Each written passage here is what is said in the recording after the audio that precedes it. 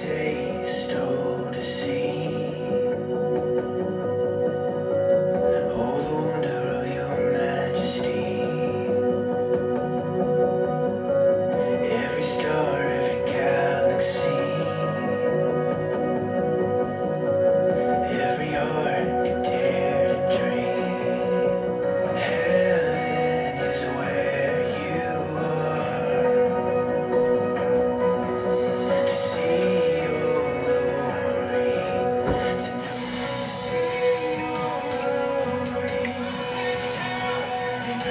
glory.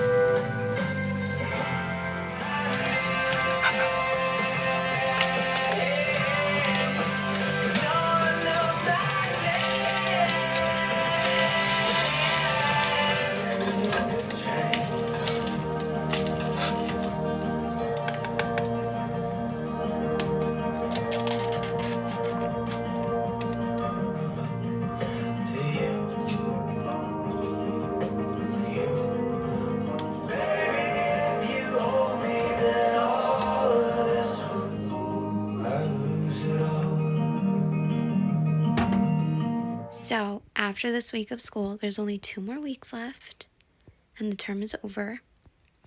And I just finished my journal entry for this week. So, for this week's reading, chapter 9, I put the ideas in Yalom chapter 9 about the composition of therapy groups really resonates with me.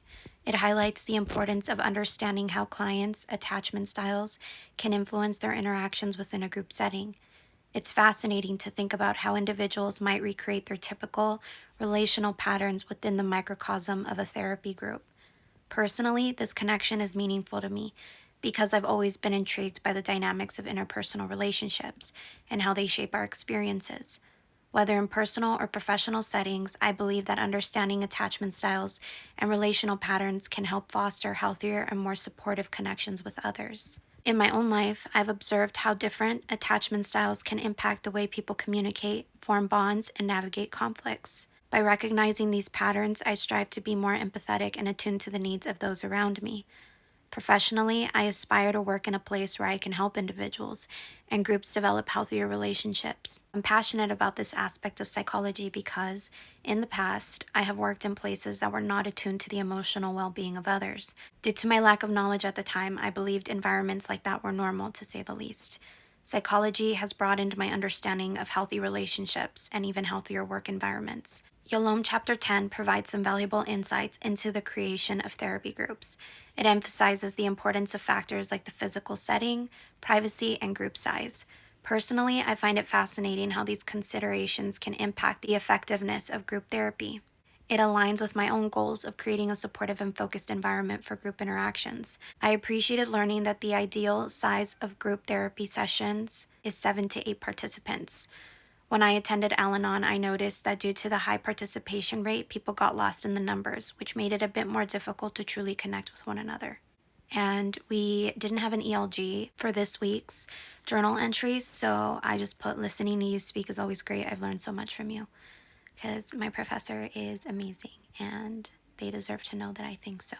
So for section 3, it's reflections and self-rating. We've been doing like therapist-client, client-therapist, and then this day was just kind of just having an open dialogue about the difficult conversations of diverse cultures, the topics of racism, the LGBT community, and just uncomfortable topics that might arise within group therapies or within a one-on-one therapy session, right? Like let's say as a woman, you're in a therapy session and you're confronted with a man that's misogynistic, right? How would you go about dealing with a situation like that? Or what are some aspects that you are not willing to deal with in a group therapy environment or in a one-on-one therapy session? What will it take for us to be like, I can't work with this client? And being self-aware to who you're willing to work with is important because once you get to that point of working with clients, you're more attuned to what you are comfortable with as a therapist. So I'm reflecting and rating myself on that experience with my peer. So I put in this week's dyad, I would rate myself an 8 out of 10. I believe I did a commendable job engaging in an extended diversity dialogue with my classmate, assuming the role of a therapist, counselor / colleague. Throughout the conversation, we explored a range of topics such as racism, immigration, LGBTQ rights, the importance of culture and religious fundamentalism, fears related to intergroup dialogue, experiences of differences, and past experiences discussing diversity that haven't gone well. To ensure a respectful discourse, I relied on the guidelines provided in the lecture and drew upon the fundamental skills of active listening, empathy, validation, and clarification that we had previously practiced. I made a conscious effort to approach these sensitive and complex issues with an open mind, seeking to understand different perspectives and foster an environment of inclusivity and understanding. While navigating these challenging topics, I strived to create a safe space for open dialogue, where everyone's experiences and viewpoints were acknowledged and respected. However, I recognize that there is always room for improvement, as these conversations can be nuanced and multifaceted. Overall, I am pleased with the progress made during this practice exercise, but I remain committed to continuous growth and learning in the realm of diversity discourse. I learned so much on diversity this term, so I am so grateful for my education. Let's go to the gym. I got a package, so let's open it and see what's inside. Okay, so I got another frying pan. How cute is this? Even packaging. Oh, it's a little baby. It's little. And it's actually really, really nice. Oh my gosh, the handle is so pretty. It feels so soft. Oh my goodness, they even gave me a screwdriver. That's so nice. I don't have a screwdriver with 4 heads. Is that what it's called? Who knows? So righty-tighty, lefty-loosey.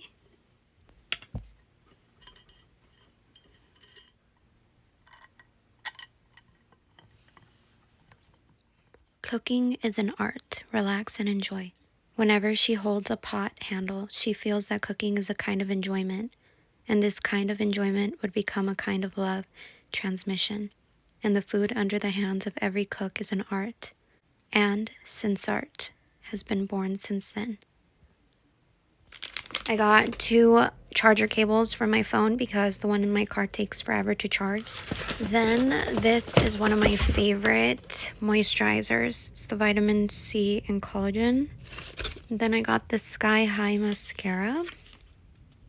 It's pink. And this is my favorite conditioner. Hydrating argan oil mask. What's in here?